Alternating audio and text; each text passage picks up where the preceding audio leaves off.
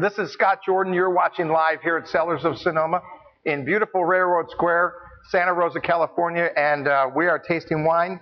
I've got James with me from Flex Wine Tours. We just went on a tour today, looking at some cool places. We saw some very cool. The Truetthurst was pretty cool. That was definitely the highlight. Don't you think? To be able to taste down by the river.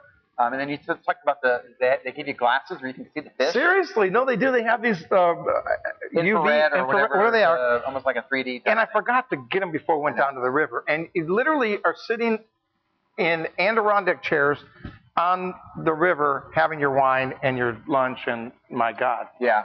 That's hard to take. And the funny part is we were drinking white Zinfandel. Yeah, we were. I love that. No, it was actually a really good rosé. It was a great rosé. It was a rosé of Zinfandel, but it was dry. So it was perfectly acceptable. Yeah. And got some great pictures down there. Saw a couple of your friends down there as well. But definitely high on the list for my future tours. The wines, all of them were good values. The Zins were great. The rosé was great. And then they had that Burning Man. Burning Man Pete Syrah. I wonder how they got away with that name. That might be a little. I'm sure tough. they'll get a notice at some point. God, I love it. Well, it's good to taste a nice Pinot and actually get to drink it. So I'm looking forward to maybe getting a couple of these from you. We can. So. We actually can. So the next wine we're going to taste is from Bono.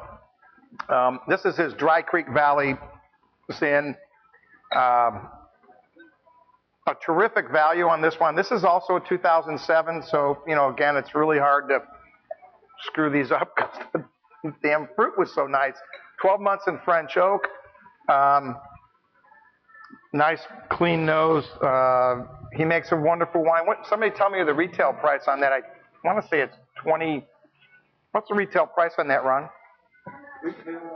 On the 26. Okay. I was going to give it away at 22. It's not 26. That's good. That's still a great price. Always a good tip. Just while I did that, I thought about it. A lot of people, when they're out touring, they tend not to. Sometimes you're drinking 5 or 6 wines at a time. Right. One wine, or sometimes more than that. Right. And you don't want to kind of blow your palate early on. So no. One of the good things to do, whether you're tasting wine like this or even tasting on a tour, is coat your mouth first. Coat and spit. Let your palate adjust to the change from a Pinot to a Zin, because the acid is different, the fruit's different, the alcohol levels are different. So I always tell people, one, you drink a little bit less, so you're not out drinking, you're out kind of tasting. Right. But coat the mouth and let it settle in your mouth, and then the next sip you'll actually get a better representation of that wine. So both helps in reducing a little bit of how much you're drinking and actually tasting the wine in a better manner of how your palate's going to accept it better. So no question. Always coat and spit and then come out and taste the wine. Okay, so we have a question. It's a personal one. What does that mean? Michael? Diane wants to know if James is single. Oh, that's either Diane, his wife, or either way, the answer is no. No. I have a wife named Diane. So that's funny. That is really funny. I think she did that on purpose.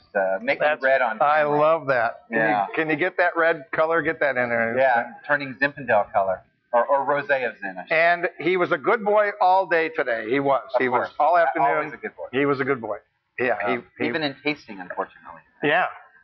So when you're out on a wine tour, you gave me a list of things that people top mistakes that they make before they either venture out or during the time that they're out touring. So give me something that's. You know, I mean, I hate to put people on the spot and say you're making a mistake, because there's really one of the first things I tell people on the tour is there's really no wrong answers, right? When you're drinking wine, a good wine maker or a good wine person will tell you, you drink whatever it is that you enjoy drinking that you can afford. Right. As far as out tasting, when I say mistakes is kind of get more of an optimal experience in touring. I think the biggest thing that people don't is they don't understand the planning process when you're out touring. They think they can do a winery every hour. So they'll say, we're going to do a 5-hour tour and 5 wineries. And it's just unreasonable.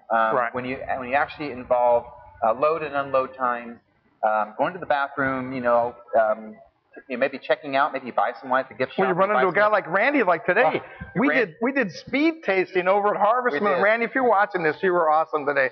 Randy was very cool. I mean, you right? could do 10 wineries in a day to get with Randy that way. But you don't do that. You never could. You want to relax. Because if you really wanted to enjoy that experience, and we were pressed for time, that could be 45 minutes in there easy. We did it as fast as we could do it. And it was still half an hour. Yeah. I mean, that's as fast as you can taste through 7 wines. Yeah. And it took us a half an hour. So I think the biggest mistake is kind of doing the right planning so that you're leaving enough space in between to maybe make a few stops at wineries you're not tasting and see some of the sites. Because you're not always tasting at every winery that we stop at. We'll include some things there that just to kind of check out the architecture or maybe it's a brand name of a winery that they want to see. So I try to schedule it so that we got plenty of flex time, as we call it, at the end or at the beginning or in the middle, anywhere, so that we're not just going from appointment to appointment to appointment, power tasting. I think planning is a big part of it. People just don't know. I mean, it's not their fault. They just don't realize that sometimes you're 30 minutes away from winery A to winery B, and that they don't include those drive times. So do you have those conversations then with the guests before they come out? Absolutely. I mean, that's one of the things I think I pride myself on is actually making sure that we are leaving enough room. And I will get that occasional question, why are we only seeing 4 wineries in 6 hours? And that's where I kind of go into the more explanation of what we're actually doing. So, and you don't want to be late for your first appointment. If you're making an appointment early and it's a scheduled appointment, because that just sets your whole day kind of off. Well, and the people that you're the entire time, and the wineries don't appreciate that. They really don't. I mean, they get, because when we do private tastings and we do our aroma seminar, those are timed, and I pride myself to make sure I'm ready for that guest when they walk in the door at 11. I'm ready to go. Yeah. If they come in here at 11:45, man, you're screwing up. You're messing up the whole day. Yeah, and I mean, you don't want to have it so scheduled where they feel like they're not enjoying themselves. But on the same token, at least kind of start on time, and then we can build it up. But that's a really nice thing, by the way. Isn't that nice? Yeah, I just saw your face. You're like, I forgot how good that is. I had the 08. I actually have not had the 07. Oh, was that right? But no, I love their wines. I mean, well, John does a great job on these wines, and everything we've had in the room here has been fantastic. You have a question? All right. Okay, so if the time is limited, how can the tour give us the best value for your time? Well, I think that's something we kind of approach up front. And if you only have a 4 or 5 hour day, and let's say you can start at noon and end at 5, or start at noon and end at 4, that's usually about a 5-hour minimum with our tours. We'll work with the guests depending on what they've got going on. Sure.